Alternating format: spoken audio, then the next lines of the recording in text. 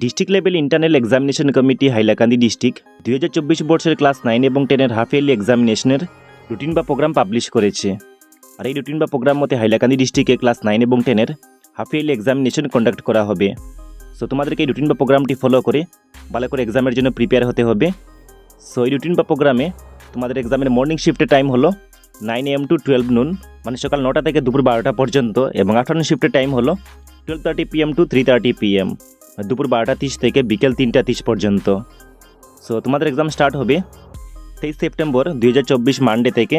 So এই ডেটে class 10-এর morning শিফটে হবে ইংলিশ সাবজেক্টের এক্সাম এবং আফটারনুন শিফটে হবে ক্লাস 9-এর ইংলিশ সাবজেক্টের এক্সাম। তারপরের এক্সাম ডেটটি হলো 24 সেপ্টেম্বর 2024 টুয়েসডে।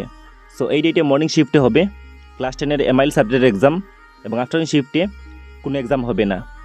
এমআইএল মানে হলো মডার্ন ইন্ডিয়ান ল্যাঙ্গুয়েজ, এবং এই ল্যাঙ্গুয়েজের মধ্যে অনেকগুলো ল্যাঙ্গুয়েজ ইনক্লুড করা আছে, যেমন তোমাদের বেঙ্গলি, আসামিজ, বড়ো, মণিপুরি, হিন্দি। সো তোমরা তোমাদের মতে এমআইএল সাবজেক্টটি দেখে নিও। তারপরের এক্সাম ডেটটি হলো 25 সেপ্টেম্বর 2024 ওয়েডনেসডে। সো এই ডেটে মর্নিং শিফটে হবে ক্লাস 9-এর এমআইএল সাবজেক্টের এক্সাম এবং আফটারনুন শিফটে কোনো এক্সাম নেই। সো এখানে 9-এর এমআইএল সাবজেক্টের মধ্যে তোমাদের বেঙ্গলি, আসামিজ, বড়ো, মণিপুরি, হিন্দি এই সাবজেক্টগুলো ইনক্লুড করা আছে। সো তোমরা তোমাদের মতে তোমাদের এমআইএল সাবজেক্টটি দেখে নিও।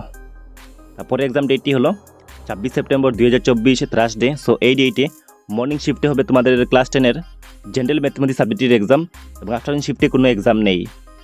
তারপরে এক্সাম ডেটটি হলো 27 সেপ্টেম্বর 2024 ফ্রাইডে। সো এই ডেটে মর্নিং শিফটে হবে ক্লাস 9-এর জেনারেল ম্যাথমেটিক্স সাবজেক্টের এক্সাম এবং আফটারনুন শিফটে কোনো এক্সাম নেই। তারপরে এক্সাম ডেটটি হলো 28 সেপ্টেম্বর 2024 স্যাটারডে। সো এই ডেটে মর্নিং শিফটে ক্লাস 10-এর হবে সোশ্যাল সায়েন্স সাবজেক্টের এক্সাম এবং আফটারনুন শিফটে হবে ক্লাস 9-এর সোশ্যাল সায়েন্স সাবজেক্টের এক্সাম। তারপরে এক্সাম ডেটটি হলো 30 সেপ্টেম্বর 2024 মানডে। সো এই ডেটে মর্নিং শিফটে হবে ক্লাস 10-এর জেনারেল সায়েন্স সাবজেক্টের এক্সাম এবং আফটারনুন শিফটেও ক্লাস 9-এর জেনারেল সায়েন্স সাবজেক্টের এক্সাম হবে। তারপরে এক্সাম ডেটটি হলো 1 অক্টোবর 2024 টুয়েসডে। সো এই ডেটে মর্নিং শিফটে হবে ক্লাস 10-এর ইলেকটিভ সাবজেক্টের এক্সাম। সো তোমাদের ইলেকটিভ সাবজেক্টের মধ্যে তোমাদের Hindi, Arabic, music, computer science আর অনেকগুলো সাবজেক্ট আছে, এইগুলোর এক্সাম হবে এবং আফটারনুন শিফটেও ক্লাস 9-এর ইলেকটিভ সাবজেক্টের এক্সাম হবে।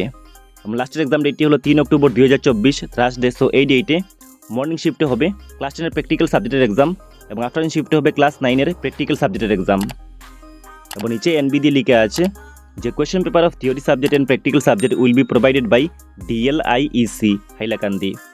সো তোমাদের থিওরি সাবজেক্ট এবং প্র্যাকটিক্যাল সাবজেক্টগুলোর কোয়েশ্চেন পেপার তোমাদের district level internal examination committee provide করবে। নেক্সট লাইনের মধ্যে লিখে আছে the school shall arrange to conduct the practical examination as per guideline of SEBA, মানে তোমাদের প্র্যাকটিক্যাল সাবজেক্টগুলোর এক্সামিনেশন সেবা বোর্ডের গাইডলাইন মতে কন্ডাক্ট করা হবে। আর এই প্র্যাকটিক্যাল এক্সামিনেশন তোমাদের স্কুলের মধ্যেই কন্ডাক্ট করা হবে।